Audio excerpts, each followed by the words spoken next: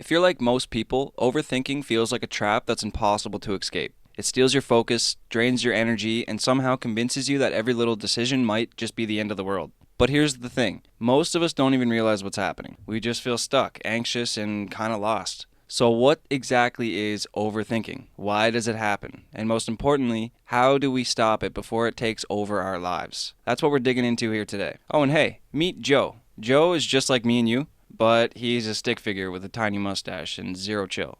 Joe's been trapped in the overthinking spiral more times than he can count. We'll check on him throughout this video as he fumbles, stumbles, and hopefully figures his way out. But let me get this straight. Overthinking isn't just thinking a lot. It's more like your brain's going into overdrive and spiraling out of control. Picture this. You ask yourself a simple question, like, what should I have for lunch? Innocent, right? But then your brain throws a fucking massive curveball, Walter Johnson style, and the next thing you know, you're deep diving into the nutritional value of kale versus a cheeseburger and regretting every life choice that led you here. That's overthinking. It hijacks your mental energy and turns small problems into epic battles. It's like having a loud, judgmental commentator narrating every moment of your life, except it's all in your head. Now, Joe here is a classic example. Yesterday, Joe stood in front of the fridge for 15 minutes debating if he should eat leftover pizza or the sad carrot sticks. By the time he decided, the pizza was gone, someone else ate it, and Joe was left with regret because he didn't even want the sad carrot sticks. So why does this happen?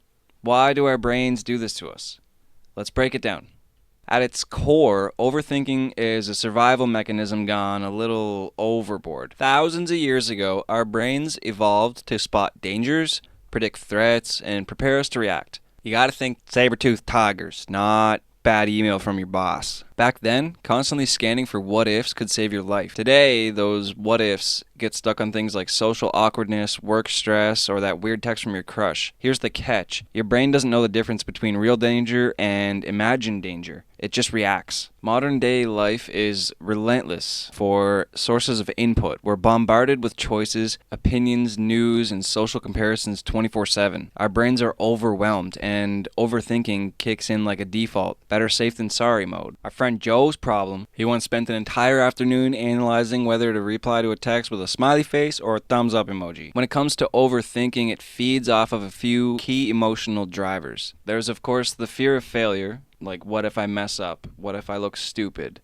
What if I'm just not good enough? And then there's perfectionism, the impossible goal of doing it perfectly, so you end up not doing it at all. And then we got lack of control. When life feels unpredictable, your mind tries to control every little detail to feel safe. Joe is stuck in the fear of failure cycle big time. He once practiced a speech for a work meeting so many times he forgot what he was actually trying to say. Try and think about the last time you overthought something. Maybe it was deciding what to wear to a party, or if you should call someone back, or how to answer a tricky question at work. Remember how that felt? The mental chatter, the nervous energy, the endless what-ifs? The problem is overthinking traps you in a loop that feels like it's helping, like you're being careful or thorough, but really it's just freezing you. So the big question is, how do we break free from this endless mental loop? Well, there's good news. Overthinking is a habit, and habits can be changed. Here are some proven, practical strategies. Awareness is step one. Just recognizing that you're overthinking is huge, but that's not everything. So there's more. You can set a timer. Give yourself a set amount of time to think something over, like 5 minutes max.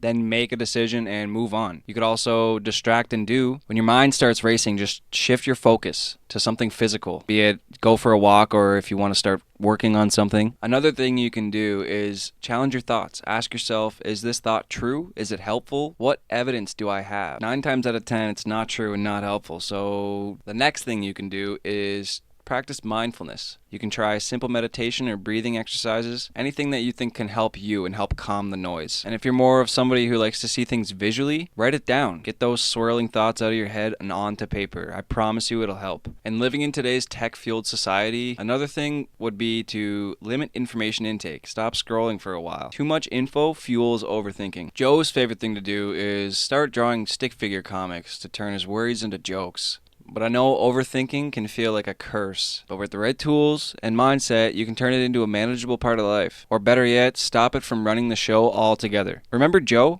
He's still a stick figure. He's still prone to spirals. But now he knows the tricks to catch himself early. And so can you. Let's be honest. Some days just suck. Everything feels too loud, too fast, too much. And your brain? Yeah, it's not helping either. You spill your coffee, miss a deadline, forget that thing you swore you'd remember, and then boom, Life piles on more. But here's the thing. You don't have to spiral with it. You can't always fix what's going wrong, but you can decide how you respond. Let me show you. Now, the first step's always the hardest. But don't react right away. Take a second, take a breath, literally do nothing, on purpose. When your mind is spinning, your power is in a pause. Not every thought deserves your energy, and not every situation needs an instant fix. Sometimes, calm is just giving your nervous system 10 seconds to catch up. Let me put it to you this way. If your best friend came up to you panicking, would you say, "Oh, wow, yeah, I'll get a load of this guy"? No, you wouldn't. But we do that to ourselves all the time. So the next time everything sucks, try this. Say to yourself, "Okay, this is hard, but I'm still here. I'm doing my best." Your thoughts may be really, really loud in your head, but you get to choose which one gets the microphone. And I know bad days feel endless, but they're not. You just gotta remind yourself, this is one moment in a big, messy, beautiful life.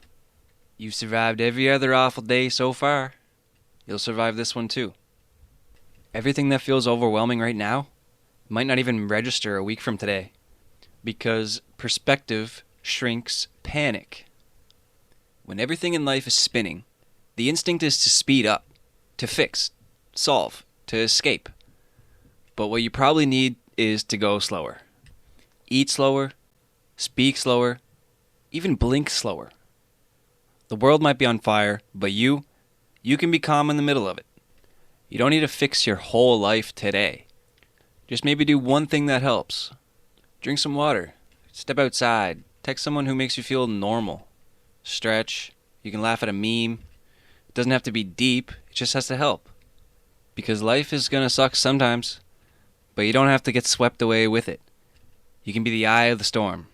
Breathe, pause, be kind to your mind. Because staying calm doesn't mean being perfect. It just means choosing peace, even when everything sucks. You got stuff to do, but your brain is buffering. You tell yourself, "I'm too lazy." But what if you're not lazy? What if you're just tired? And no, not slept for 5 hours tired. I mean soul level, life is too much, emotionally overcooked spaghetti tired. This isn't about willpower. It's about overload. You've been running on empty for so long that now your body's just like, yeah, we're not doing that today. And honestly, fair enough. Burnout looks a lot like laziness from the outside. But inside, it's a system crash. Too many tabs open. Too many deadlines. Too many people asking, "Hey, quick question?" You're not broken. You're out of battery. Rest is not weakness. Rest is maintenance.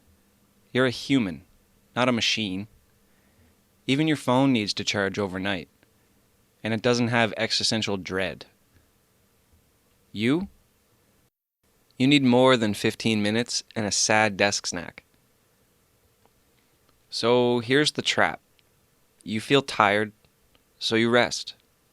But then you feel guilty for resting, so you try to work. But you're still tired, so you can't. So you feel guilty again. Congrats. You're now stuck in the productivity shame spin cycle. Spoiler, that's not laziness, that's survival mode. The fix isn't to force yourself through it. The fix is to care. Slow mornings, saying no, stretching, laughing at dumb memes, taking walks that lead nowhere. You're not falling behind, you're healing. Your healing doesn't look productive, but it's the most important work you'll ever do. You're allowed to be still. You're allowed to not hustle every second of your life. You're allowed to just be. And maybe the next time that little voice in your head calls you lazy, you can say, "Nope, just tired," and that's okay. You don't need to earn your rest. You need it because you're human. And if you give yourself a little kindness today, your energy will return, one deep breath at a time. Here's something no one teaches us growing up. Your thoughts are not you. They're not always right. They're not always kind. They're not always true. They're just thoughts. And once you truly understand that, your life will begin to change. Most people believe every thought that shows up in their mind. They cling to it, react to it, let it shape their mood, their actions, their entire day. Thoughts are like clouds. They drift in and they drift out. And just like clouds, most of them pass if you let them. You don't need to chase every thought.